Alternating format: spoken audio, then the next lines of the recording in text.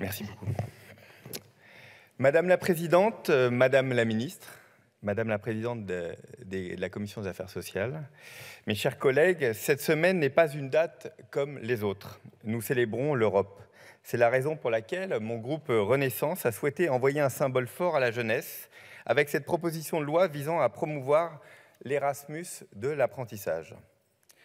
Pour aimer l'Europe, chers collègues, il faut en effet mieux la connaître, au-delà de ses frontières, découvrir son histoire. En Européens que nous sommes, nous avons un héritage commun. Cet héritage a été consacré par le traité de Lisbonne, qui mentionne un héritage culturel, religieux et humaniste en Europe. Véritable source d'inspiration, nous avons construit notre Europe au fil du temps pour préserver la paix, renforcer l'économie, mais également protéger les emplois de demain, notamment en développant un marché de la formation à l'échelle européenne. Fruit d'une réflexion de plusieurs mois, réclamée par les acteurs du secteur, empreinte de pragmatisme, le texte que je porte affirme notre volonté profonde, puissante, que chaque jeune Français puisse avoir une expérience en Europe. Cet engagement est celui à la fois de notre majorité, mais aussi celui du Président de la République. Depuis 2017, notre majorité présidentielle a fait de la recherche du plein emploi un des objectifs prioritaires de son action. Et nous sommes tous conscients que la formation reste et restera le meilleur bouclier contre le chômage de masse des publics les plus éloignés de l'emploi, en particulier les jeunes. Une ambition que nous réaffirmons sans cesse et encore une fois avec ce texte. Outre une meilleure employabilité de nos jeunes, avoir une expérience à l'étranger comme un stage en entreprise, une formation a bien d'autres effets bénéfiques pour les apprenants et les étudiants. Selon une étude de l'Observatoire Erasmus+, publiée en décembre 2022, vivre cette expérience hors du commun permet d'améliorer, bien sûr, son niveau de langue, de développer ses compétences, son réseau à l'international, mais également ses capacités d'adaptation et d'autonomie s'ouvrant à d'autres cultures. Je pourrais vous parler de ma propre expérience Erasmus à Munich, mais cela ne nous rajeunirait pas. Plus récemment, le 13 mars dernier, avec ma collègue Fanta Berete, que je salue. Nous avons échangé sur le campus d'Orly avec des élèves et leurs professeurs en bac pro maintenance de véhicules. Des élèves nous ont parlé de leur expérience inoubliable et très formatrice chez nos homologues italiens. Au fil de l'eau, ils nous ont raconté le récit de leur court voyage qui les a transcendés.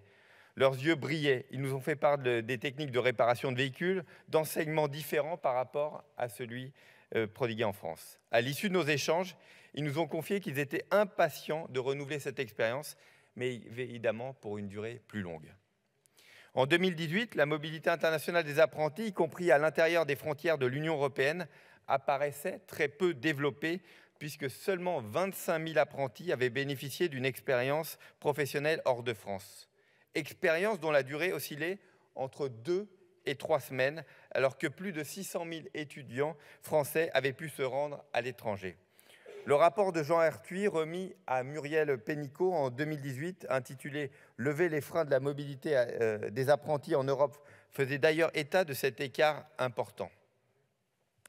Dans un rapport publié en novembre 2017, l'IGAS avait déjà évoqué l'existence de freins multiples au développement de la mobilité, lequel tenait pour l'essentiel aux obligations des entreprises françaises, tenues de rémunérer l'apprenti et de payer les cotisations sociales pendant la période de mobilité à l'étranger, au calendrier pédagogique des CFA, aux difficultés de la certification des compétences et à la complexité des procédures administratives de mobilisation des crédits Erasmus+.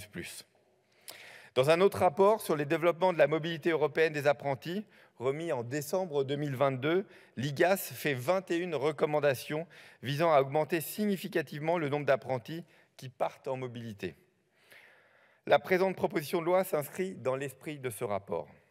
Ainsi, même si la loi du 5 septembre 2018 a opportunément donné un véritable cadre juridique à la mobilité des alternants, les dispositions en vigueur ne laissent pas la possibilité à l'entreprise de continuer à rémunérer le jeune lorsque la mobilité dure plus de 4 semaines.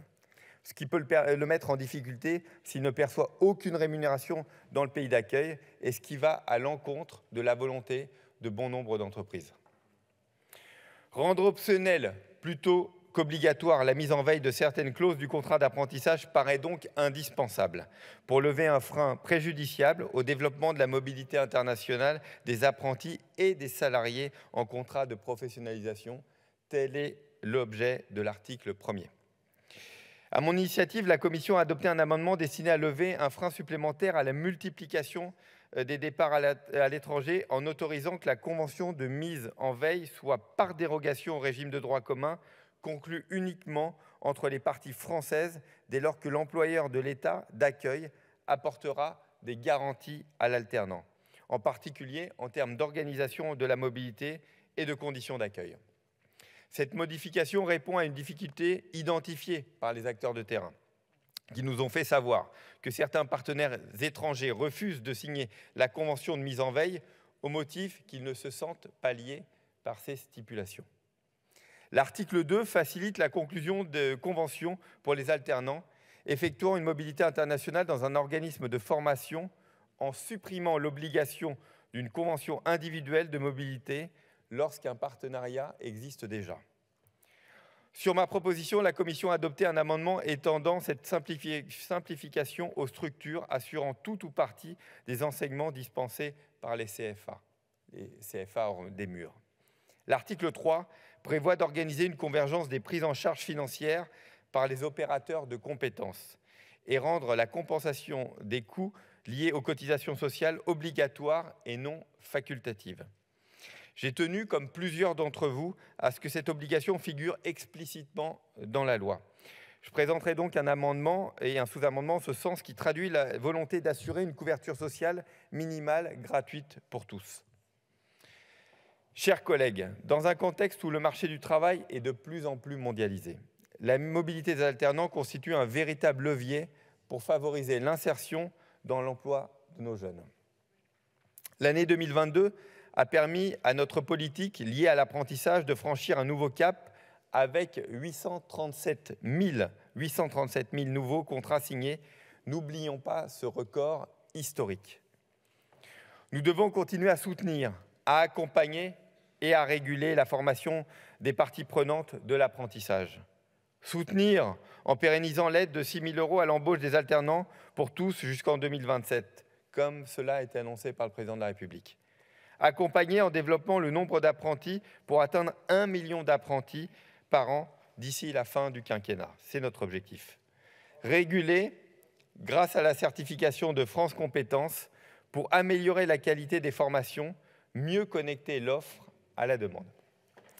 Ainsi, ce texte, que je sais consensuel, s'inscrit dans la continuité des politiques conduites en matière de formation et d'apprentissage et donne aujourd'hui une dimension européenne et internationale. Chers collègues, vous en conviendrez, chaque jeune devrait avoir une expérience européenne. Car devenir un citoyen européen ne se décrète pas. Cette relation doit se construire et se nourrir au travers de multiples rencontres au-delà des frontières de notre beau pays. Les étudiants et apprentis ont tant à apprendre de nos homologues européens et réciproquement. L'Europe, c'est la solidarité. L'Europe, c'est défendre nos valeurs démocratiques et humaines. L'Europe, c'est à la fois libérer et protéger nos entreprises et nos salariés. Libérer et protéger nos jeunes en leur permettant de se former dans un autre pays européen. Européens convaincus, nous le sommes. C'est le message que je souhaitais partager avec vous, mes chers collègues. Vive l'Europe, vive l'Erasmus de l'apprentissage. Je vous remercie.